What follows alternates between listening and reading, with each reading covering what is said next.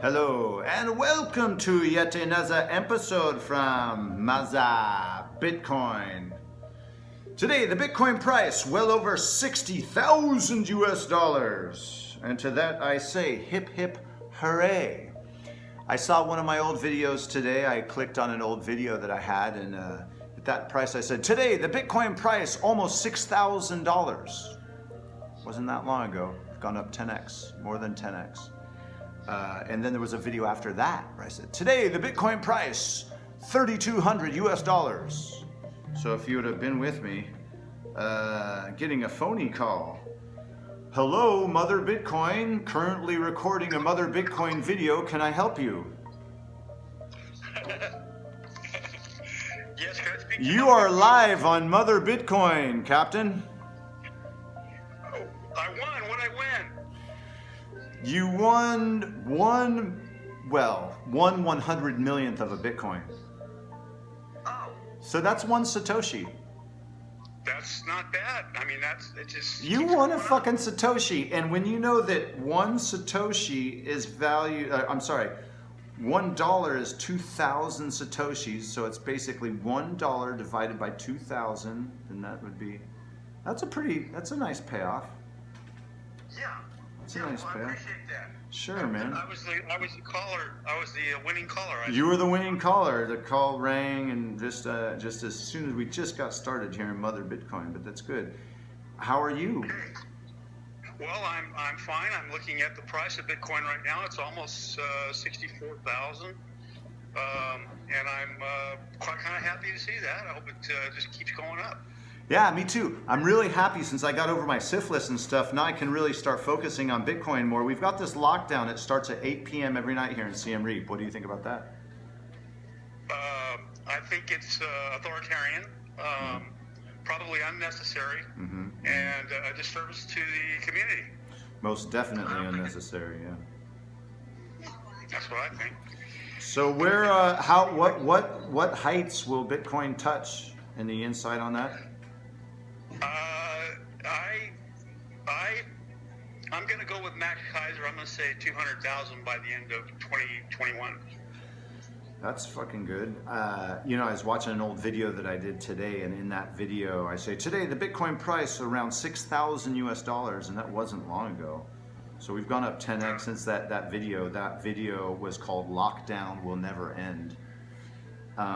Good video, yeah. I mean, this is March 2020.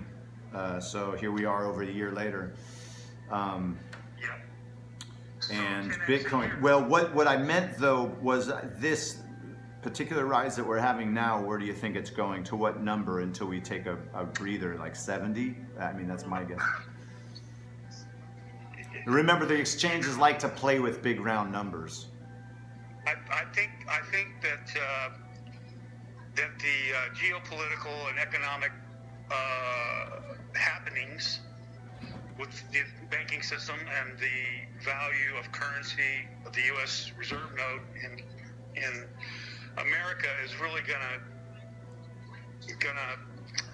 foretell us what's gonna happen there. I think that's what people are looking at, and that's what's driving them to buy Bitcoin. I agree. So, depending on how much inflation and devaluing there's going on, which is it's going to be phenomenal. I think. It's hard to say. I would, like I said, I'm going with 200,000 by the end of the year. So how that happens, I couldn't say. It could drop down back into the 50s again before it goes back up. But on this bull run, I think it's going to hit 70. Yeah, I do too. I think it's going to go around 70, and they'll start using that as a new plaything if they can, keep stealing its liquidity. You see all these altcoins going up. To me, and no one else says this online that I know of. If you do, let me know who says it, because I've never found anyone saying it. But they use these altcoins just to steer artificially Bitcoin's liquidity, this massive income coming from countries and cities and states and people. I don't think there are a whole lot of people out there that are investing in Lisk, and a whole lot of people I don't believe are investing in like Matic Chain. which I actually like. Well, it's kind of a short bet, really, the way you put it. I mean, that could be so. It's kind of like shorting Bitcoin by buying, like you say, using the liquidity that it would have to divert it to something else, so that artificially keeps the price down when the demand is really for the Bitcoin. Right, and then we have to factor in when the time comes that where scarcity becomes an issue. When scarcity really becomes a thing, when it's harder, or the exchanges, because there is a scarcity issue in Bitcoin. Apparently, it's not with us now, but I don't think it's very far off. And just on this subject, because of the Semitzvah, the debt jubilee coming September 1st of this year, 2021, lasts for a year and a half. I talked about this a few times in Mother Bitcoin before, and I think that it's a good idea. Personally, what I'm doing, and this is definitely financial advice, put everything, the whole farm and all the chickens and the wife and the kids into exactly what I say right now, which is make sure all your eggs are on Bitcoin by September 1st. Hopefully Aave will perform before that time, but you can always buy back in at a lower price with some of these institution coins like Aave. I think, but I think because the fourth quarter, when September comes, the 9th month, yeah, it's fourth quarter, so it should be September 1st. That's the beginning of the Semitzvah, and then the debt jubilee, and you want to have all your men on deck on hard assets like homes and hard assets, and the hardest money known to man right now currently is Bitcoin. So it's nuts and insane for so many reasons, because they can legally steal it from you if you keep your money in a bank. I hope all listeners of Mother Bitcoin have seen enough of these episodes to know that you should not keep any money in any sort of bank unless you're willing to lose it. And I mean all of it. At some point, I'm not saying that'll happen, but it could happen, right? So I'd say by September 1st, for me, I've got quite an investment in Aave, but I'm going to pull it out and put it back into Bitcoin for that time and watch. And then if things go smoothly, I'll start settling back into Aave. I'm not done with Aave, but I mean, lately the rage has been Binance Coin. Do you have a favorite coin these days?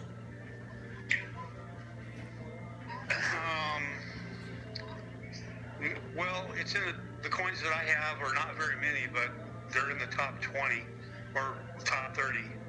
I try to stay right there because anything else requires a lot of research. I mean, the ones that are up in that strata are usually pretty well thought out projects and really do have value as a technology. So that's what I try to say. Do you think, I'm with you on that, because also one of the telling things is, I mean, you've got XRP, and also I'd say two of the recent, at least to my knowledge, two of the most recent best performing altcoins were Binance Coin, BNB, and also XRP. So we're talking about number 3 and number 4 in the market cap, outperforming all of the smaller cap coins. So at this point in history, it's looking a lot like we don't need to look too far down the market cap, because the top market cap coins are going, they're more stable. So and they've got enough upside of the utility to be pushing past all these other smaller market cap coins. So it really doesn't make sense to be too heavy on a smaller market cap coin, which I myself am in one particular coin, but I'm not going to stay there. I think that before September 1st, I'll get a good enough pump out of that where I'll be able to make a good profit on that original theory, which is still a theory, but I'm going to let people here know and spell out exactly what I did with that Aave investment. Anyway, so are you in good old Mexico? Yeah, I'm in Mexico. Rosarita Beach. Nice. Headed for Ensenada in a few days. Enjoying the sunshine. Still a little cool, which is not bad. Enjoying that. Yeah, but in cool, response to your altcoin question, I was pretty heavily invested in Ethereum, and I got out of Ethereum and I got into Cardano. And of course, Ethereum's doing well. I mean, I got out at the top. Pretty close to the top of where it is now, and I got into Cardano, so I don't know what's going to happen with Ethereum. It could really boom. It is number 2, so it's probably not too bad of a bet. Do you think that Binance Coin could, because it might still take a year to implement Ethereum 2.0, and meanwhile you've got things like PancakeSwap that actually have more users than does Uniswap? So why? Because of the throughput. So the throughput problem, the transactions per second in Ethereum, until they update to Ethereum ETH 2.0, the horses are still racing. And so what it's looking like to me is that the third place horse, which is currently Binance, BNB token, Binance Coin, I think that they're going to make a lot of progress against Bitcoin and Ethereum. What do you think? I mean, do you think they can compete? Well, because they're just more people are using it. They're using their in-house blockchains. Yeah. Well, you also have Polkadot. Polkadot, yeah. Right there with Cardano and Ethereum. Yeah. So that's Gavin Wood's project, and he was a core developer in Ethereum, and so was Hawkins. What's his name of Cardano ADA? This Charles Hodgkinson. Yeah, Hodgkinson. So those guys were core developers in Ethereum, and they, moved on to other projects.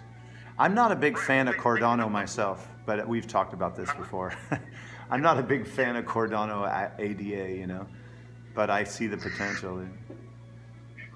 Well, I had Polkadot, and I had to get out of it because I had to move to another exchange from Binance International. They made me leave because I was in the U.S. and that really upset me because I had to liquidate some of my investments, and I didn't want to invest them. I didn't want to divest of them. So anyway, and the Binance Coin, it seems it's king on Binance, that's for sure. I mean, I think that its market cap, Binance Coin to me is just it's a monster, man. I don't see any slowing down in that. But a lot of this pump could be because of the Coinbase. Coinbase is about to be implemented into the stock exchange. Is that right? Do I have that right?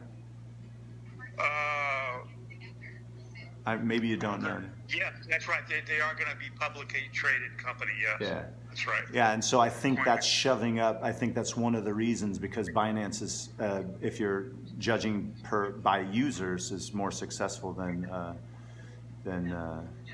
Coinbase, and I think that so it's pushing that market cap up for Binance Coin, and I think it'll continue to go up, and I think at some point within this year, because it still is, from the news I'm getting, it's looking like they're not going to implement ETH 2.0 for a long time. Like they're still pretty far off, it seems like.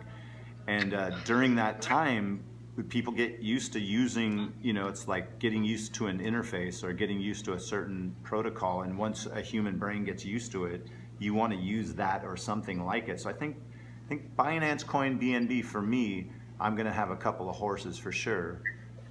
Maybe 2.5 horses at least on BNB Coin. Because and this is the thing you and I have talked about also, very much worth mentioning, that the bots slow down. The bots will slow down Bitcoin, and they'll force the liquidity. We've seen it a million times. It's not organic. Bitcoin goes up, 10% or something like that, maybe 12, and then all of a sudden, everyone suddenly just wants to invest in other altcoins, and I'm not buying it. I think that's pre-programmed in the bots, and that way the exchanges and the whales make a lot more money, because then they choose a big round number like 60,000, 50,000, 70,000. They did it with 40,000. They have an incentive Where it oscillates up and down. To regulate or rein the market, because they're invested too. They do make a percentage off every transaction, but I'm sure they have holdings other than that. They probably have a self-interest to protect those, and that's a problem with them not being. I don't know what the regulators are doing about it. But it's an unregulated market still, Captain. They don't need to regulate, which is good actually. We don't want regulation. It's kind of a double-edged sword, because you kind of want some regulation, you want some transparency. You don't want to have these exchanges regulating you know, bull runs that, you know, could be beneficial to some. And, you know, I mean, it's subjective, of course, but I don't know. I like the idea of the decentralized exchange. I think that's going to be more and more. Well, have you heard of Shapeshift? That's Eric Voorhees. Eric Voorhees's Shapeshift. Shapeshift. Oh, yeah. Eric Voorhees. Well, You got it? I've heard of it. Yeah. And so there's no KYC. You don't have to do any KYC. And they just implemented, I think they just went to work with Matic Chain. Because some of these chains, you know, that's the whole problem, right? We have some chains with faster throughput using different techniques. But we've got this standard of the RC20 token, which Ethereum came out with, and then they're struggling to get their throughput issue dealt with. And so the race is on, you know? Yeah. The race is on. But most of my holdings are Bitcoin, so that's where I focus most of it, and the other ones are all speculation. So that's how I run. Wow. So yeah, man. Yeah, I mean, but we don't need to speculate too much. I mean, I'm kind of, it's Bitcoin's been all coiled up, and then they just do everything they can, man, to just stop its price from going up. That's what I think. And I mean, I'm saying that, is there manipulation? Sure there is. There's manipulation. They use the futures markets, the Chicago Mercantile Exchange, but only to a degree. And so when the lid is going to blow off this thing is when the scarcity really starts becoming a factor. You can try to loosen the pressure, but it can still blow the top, bro. You know, I mean, that's the way it is in physics anyway. If you overpressurize it, it definitely will blow. But, yeah, you know, for sure. I'm buying it all the time. I keep buying it. That's what I'll just keep buying it. I convert my other holdings that if they're profitable back into Bitcoin. Do you keep any money? Do you keep any paper money in a bank? I have an income that comes in through the bank, so I have to do that. But I usually take a portion of that and it goes into Bitcoin. Nice. Every month. Yeah. So, do you feel your money's safer in Bitcoin or in the traditional bank account? I think you probably know me well enough what I can say about that. Yeah, I'm smiling. I actually feel better with Bitcoin, bro. Yeah, you and me both, man. Yeah, okay, well, fuck, you caught me in the beginning of this Mother Bitcoin video. We're 18 minutes into it. I'm going to sign off, and I'll give you a buzz back. I'll give you a buzz back for sure. All right, Captain, hang in there. Enjoy Mexico. Oh, by the way, 24-hour lockdown was just implemented in the capital of this country, Phnom Penh. 24-hour lockdown, huh? That's not starting any fights, huh? That's not going to be a problem. You know, getting food and supplies is unnecessary. Well, you might get the COVIDs. Yeah, but yeah, you might get the COVIDs. You might starve to death, but you might get the COVID. I think breathing's dangerous because through breathing you could get the COVIDs. That's right. So you just stop breathing, stop eating, stop exercising. I don't want to see people doing too much breathing. Yeah. I think we've come to a firm conclusion here. We got to get people to stop breathing. That's right. Yeah. We won't be spread. That'll stop the super spread. That'll stop the spread. Todd's a super spreader. What's that? I said Todd's a super spreader. Oh, okay. Well, yes, he is. Yes, we do. We know about that. But we won't get in your personal. He doesn't even ask questions. He just spreads first. All right, Captain. Great to hear your voice, man. Talk to you soon. Thank you for being my first Mother Bitcoin guest. All right. Well, thank you. Thank you, brother. Talk to you soon. Okay, ciao. Bye.